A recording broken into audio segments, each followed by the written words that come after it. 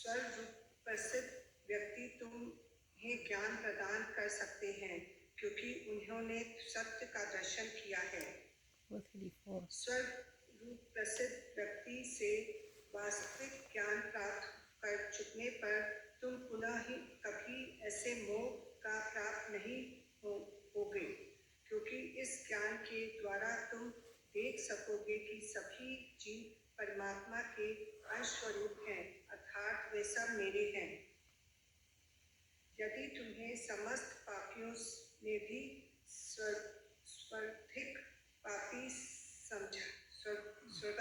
पापी समझा जाए, तो भी तुम दिव्य ज्ञान रूपी नाव में स्थित होकर दुख सागर को पार करने में समर्थ होगे। जैसे प्रज्वलित अग्नि ईंधन को भस्म कर देती है, उसी तरह हे अर्जुन, ज्ञान रूपी अग्नि भौतिक कर्मों के समस्त फलों को जला डालती है। इस संसार में दिव्य ज्ञान के समान कुछ भी तथा शुद्ध नहीं है। ऐसा ज्ञान समस्त योग का परिप्रकाश फल है।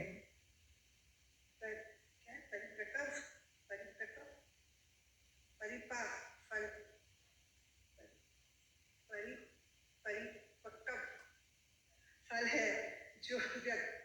जो व्यक्ति भक्ति से सिद्ध हो जाता है, वह यथा समय अपने अंतर में इस ज्ञान को आस्वादन करता है। जो श्रद्धालु दिव्य ज्ञान में समर्पित है और जिसने इंद्रियों को वश में कर लिया है, वह इस ज्ञान को प्राप्त करने का अधिकारी है, और इसे प्राप्त करते ही वह तुरंत आध्यात्मिक शांति को प्राप्त होता है। किंतु जो अज्ञानी तथा श्रद्धावीन व्यक्ति शास्त्रों में संदेह करता है, वे भगवत भावनामृत नहीं प्राप्त करते, अपितु नीचे गिर जाते हैं। संसारात्मा के लिए ना तो इस लोक में ना ही परलोक में कोई सुख है।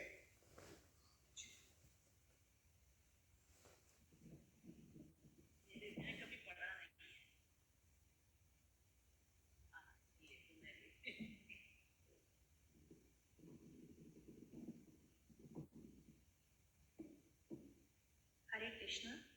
जो व्यक्ति अपने कर्म फलों का परित्याग करते हुए भी भक्ति करता है और जिसके संशय दिव्य ज्ञान द्वारा विनष्ट हो चुके होते हैं, वही वास्तव में आत्मपरायण है।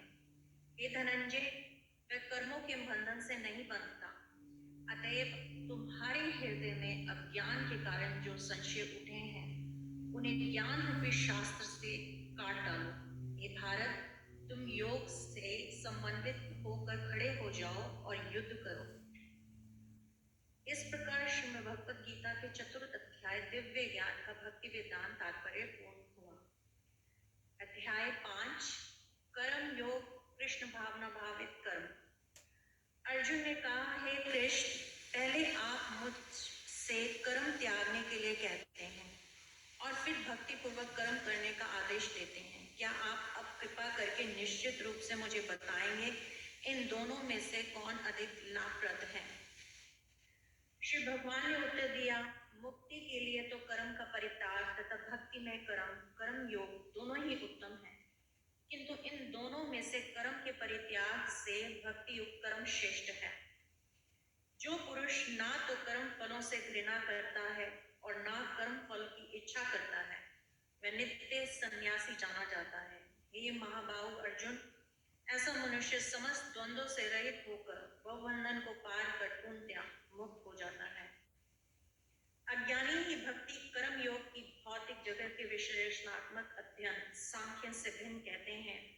जो वस्तुतः ज्ञानी हैं, वे कहते हैं कि जो इनमें से किसी एक मार्ग का भली भांति अनुसरण करता है, वह दोनों के फल प्राप्त कर लेता है। जो यह जानता है कि विश्लेषणात्मक अध्ययन सांख्य द्वारा प्राप्त स्थान भक्ति द्वारा भी प्राप्त किया जा सकता है, और इस तरह जो सांख्य योग तथा भक्ति योग को एक समान देखता है, वही वस्तुओं को यथारूप में देखता है।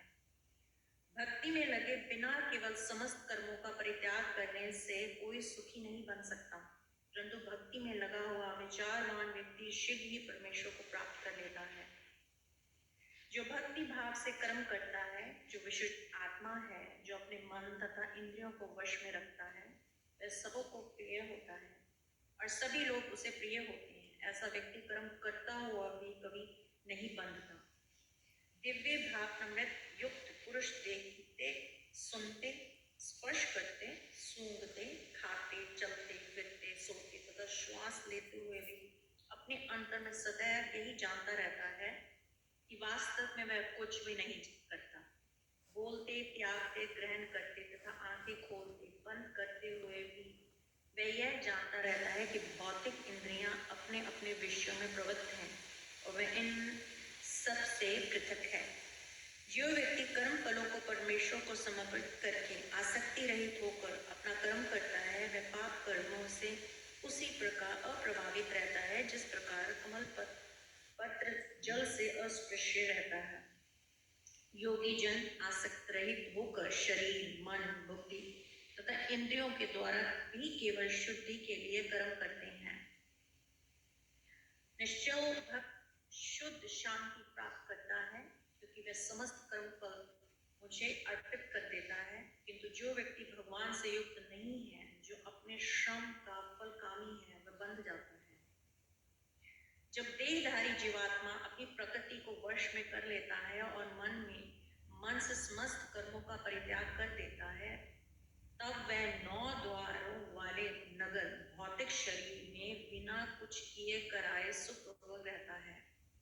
शरीर रूपी नगर का स्वामी देहधारी जीवात्मा ना तो कर्म का सृजन करता है, ना लोगों को कर्म करने के लिए प्रेरित करता है, ना ही कर्म फल की रचना करता है। यह सब तो प्रकृति के गुणों द्वारा ही किया जाता है। परमेश्वर ना तो किसी के पापों को ग्रहण करता है, ना पुण्यों को, किंतु सारे देहधारी जीव उस अज्ञान के कारण मोहग्रस्त रहते हैं जो उनके वास्तविक ज्ञान को अनाज किए रहता है। किंतु जब कोई उस ज्ञान से प्रबुद्ध होता है जिससे अविद्या का विनाश होता है, तो उसके ज्ञान से सब कुछ उसी तरह प्रकट हो जाता है जैसे दिन में सूर्य से सारी वस्तुएं प्रकाशित हो जाती हैं। जब मनुष्य की बुद्धि, मन, श्रद्धा, दर्शन सब कुछ भगवान में स्थिर हो जाते हैं, तभी वह पूर्ण ज्ञान द्वारा समस्त कल्मश से शुद्ध होता है और मुक्ति के पथ पर अग्रसर होता है। वे न प्रसादु पुरुष अपने वास्तविक ज्ञान के कारण एक विद्वान तथा विनीत ब्राह्मण, गाय, हाथी, कुत्ता तथा चंडाल को समान दृष्टि समभाव से देखते हैं।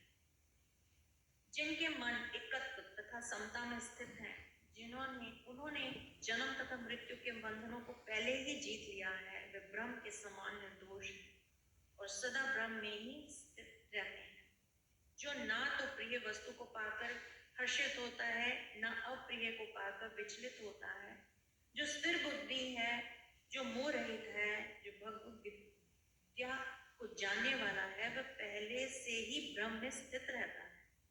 ऐसा मुक्त पुरुष भौतिक इंद्रिय सुख की ओर आकृष्ट नहीं होता, अपितु सदैव समाधि में रहकर अपने अंतर आनंद का अनुभव करता है। इस प्रकार स्वरूप प्रसिद्ध व्यक्ति पर ब्रह्म में एकाग्र चित्र होने के कारण असीम सुख भोगता है।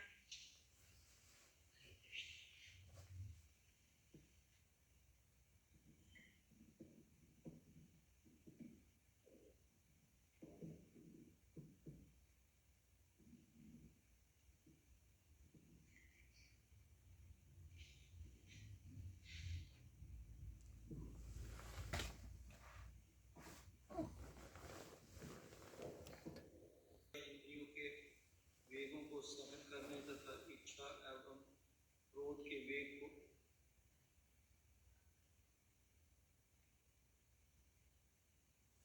बुद्धिमान मनुष्य दुख के कारणों में भाग नहीं लेता, जो कि भौतिक इंद्रियों के संसर्ग से उत्पन्न होते हैं।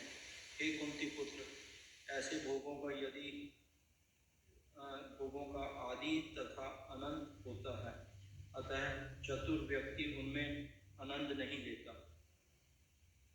यदि इस शरीर को त्यागने के पूर्व कोई मनुष्य इंद्रियों के वेगों को सहन करने तथा इच्छा एवं क्रोध के वेग को रोकने में समर्थ होता है, तो वह इस संसार में सुखी रह सकता है। जो अंतःकरण में सुख का अनुभव करता है, जो कर्मठ है और अंतःकरण में ही स्मरण करता है तथा जिसका लक्ष्य अंतर्मुखी होता है, वह सचमुच पूर्ण योगी है। वह परब्रह्म में मुक्ति पाता है और अंत को वह ब्रह्म को प्राप्त होता है। जो लोग संशय से उत्पन्न होने वाले द्वैत से परे हैं, जिनके मन आत्म साक्षात्कार में रत हैं, जो समस्त जीवों के कल्याण कार्य करने में सदैव व्यस्त रहते हैं और जो समस्त पापों से रहित हैं, वो ब्रह्म निर्वाण मुक्ति को प्राप्त होते हैं। जो क्रोध तथा समस्त भौतिक इच्छाओं से रहित हैं, जो स्वरूप सिद्ध आत्म संयमी और सिद्धि के लिए निरंतर प्रयास करते हैं, उनकी मुक्ति निकट भविष्य में सुनिश्चित है। समस्त इंद्र विषयों को बाहर करके दृष्टि को मोहों के मध्य में केंद्रित करके प्राण तथा अपान वायु को नथनों के भीतर रोककर और इस तरह मन इंद्रियों तथा बुद्धि को वश में करके जो मोक्ष को लक्ष्य बनाता है, वह योगी इच्छा भय तथा क्रोध से रहित हो जाता है। जो निरंतर इस अवस्था में रहता है, वह अवश्य ही मुक्त है। मुझे समस्त यज्ञों तथा तपस्याओं का परम भोक्ता, समस्त लोगों तथा देवताओं का परमेश्वर एवं समस्त जीवों का उपकारी एवं हितैषी जानकर मेरे भावनामत से पूर्ण पुरुष भौतिक दुखों में शांति लाभ करता है।